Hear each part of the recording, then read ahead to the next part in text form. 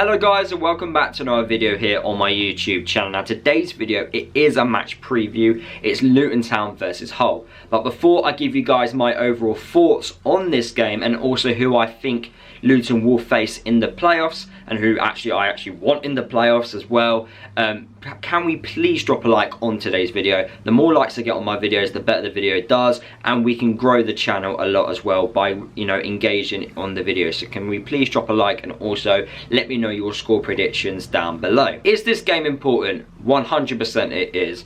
We're on a great run of form and it'd be a shame to lose the last game of the season and have a dip in form at the wrong moment.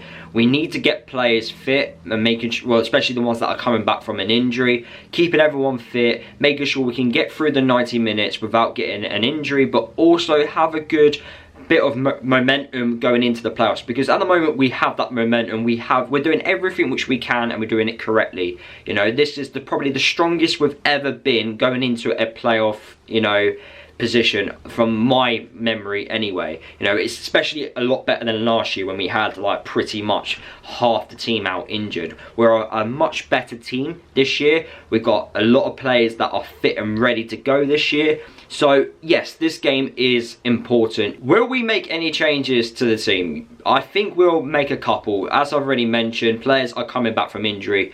The two players in particular that kind of need to get some game time under their belt is Gabe Osho and also Burke. Those are, you know, two defenders that need to get minutes under their belt. Bradley has come in from his injury and, you know, he hasn't done a terrible job. I'd say it's been 50-50 with him. You can tell the injury, you know, he needs a run of games to get back to the, you know, to the speed of things, and also he isn't the fastest of players, so, you know, the lack of pace does kill him a little bit. But, you know, he's come in, he's still done a job. The unbeaten run is still going on. But we still need Burke and we still need Osho to get minutes. You know, Osho, I think since Edwards has come in, has been a lot better. But Burke, for me, is someone who has had regular injuries throughout the season. Not been his best years, I have to admit. He was a lot better last season than he was this year. So, but he still needs to get minutes under his belt. You know, I think probably our strongest defence is having, you know, your likes of your Burke, your Oshos and your Lockyers in there. Or, you know, Osho, Amari Bell and Lockyer. You need to go into the playoffs being the strongest possible. So hopefully those two players can get some minutes under their belt before that playoff game, which we still don't know who we're going to face. And also the likes of Clark, Campbell, Pelly, you know, Nakamba, Freeman. You want our midfield to be fresh and energised. You know, we may rotate it in the midfield. You don't want Morris to get injured up top. The same with Elijah Adebayo as well. Woodrow may be coming back from his injury, so maybe give him a few minutes, hopefully. We've got a youngster called Taylor. You know, if need be, we start him against Hull. You know, we definitely need to make some rotation within the squad just to keep everyone, you know, fit and also keep the run going as well. What are my thoughts on Hull City? Well, firstly, Rosenior has done a fantastic job since he's been in charge of Hull. Now, I think at the start of the season, I think a lot of people had Hull to be, well, a lot of people actually had Hull to be dark horses with some of the players which they signed, but then it didn't quite work out that way, and, you know, they were sitting just above those relegation places. They departed with their previous manager and they hired Rosenior. Great appointment, in my opinion. Rosenior is such an underrated coach. What he did at Derby and what he's done so far at Hull is very impressive. When he was at Derby, he was the brains of the operation of Wayne Rooney.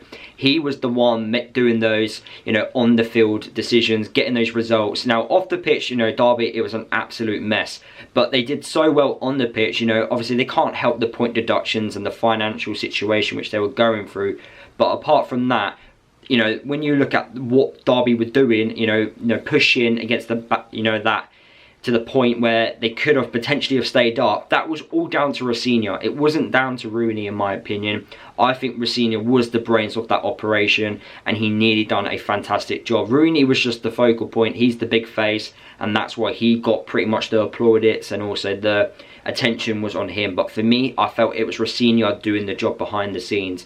And if you look at what he's done at Hull, he's done really well. And if he was the manager at Hull from the start of the season, you could arguably say that Rosenior could have potentially have got Hull into those playoff positions.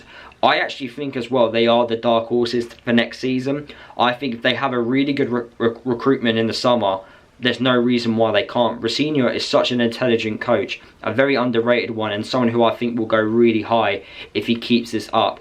I'm gutted that Luton didn't hire him, but, you know, we still had Nathan Jones at the time. Nathan Jones departed. Rosenior was way at, well, I think it was had a month at Hull before that spell anyway, and then we hired Edwards. But if we didn't hire Edwards and Rosenior was available, I wouldn't mind Luton going in for him. You know, for me, we're going to see it on Monday, you know, how good Hull are and the way they move the ball about on the pitch.